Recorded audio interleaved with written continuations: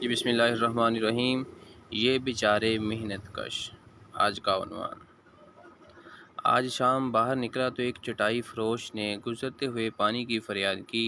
میں نے ایک بچے کو پانی لینے بھیجا، اتنے میں اس نے باری چٹائیاں کندھوں سے اتار کر نیچے رکھی اور کندھوں کو دبا کر ریلیکس کرنے لگا۔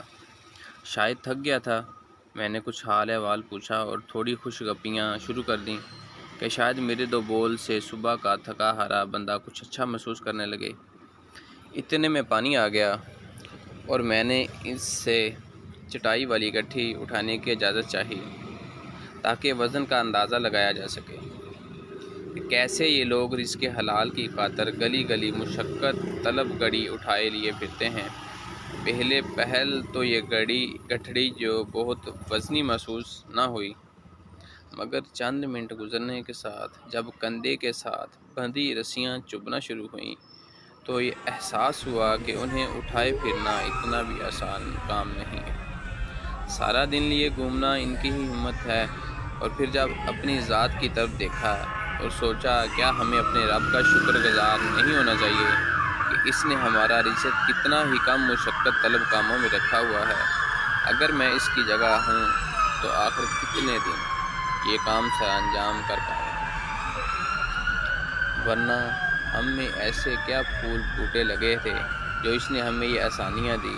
وہ چاہتا تو ہم ان کی جگہ ہوتے اور وہ ہماری جگہ، سو جب بھی ایسے لوگوں سے واسطہ پڑے، زیادہ نہیں تو کم سے کم ان کا حال احوال پوچھ لیا کریں، تھوڑا پانی پلا دیا کریں، اچھے سے پیش آ جایا کریں۔ اسی سے یہ بہت خوش اور اچھا محسوس کرنے لگتے ہیں۔ اور اگر آسان رزق دولت سے رب نواز دے تو اس پر تکبر کرنے کی بجائے مزید جھک جایا کریں کہ مالک تیری کرم نوازی ہے، ورنہ میری یہ کیا اوقات کہاں، اور اپنے ارد گرد مستحق لوگوں کی مدد کرتے رہیں تاکہ تکبر اور رزق بانٹنے جیسے دونوں امتحانوں میں ہم بآسانی پاس ہو سکیں۔ میرا رب ہم سب کے لیے آسانیاں فرمائے۔ خوش رہیے، خوش رکھیے۔ اگر ہماری ویڈیو اچھی لگی ہو تو ہمارے چینل کو سبسکرائب کریں اور بیل کے آئیکن کو دبا دیں تاکہ آپ کے پاس ہر نئی آنے والی ویڈیو آپ کے پاس پہنچ نہ سکے، اور ہمارے چینل کو لائک بھی کریں۔ شکریہ۔ السلام علیکم۔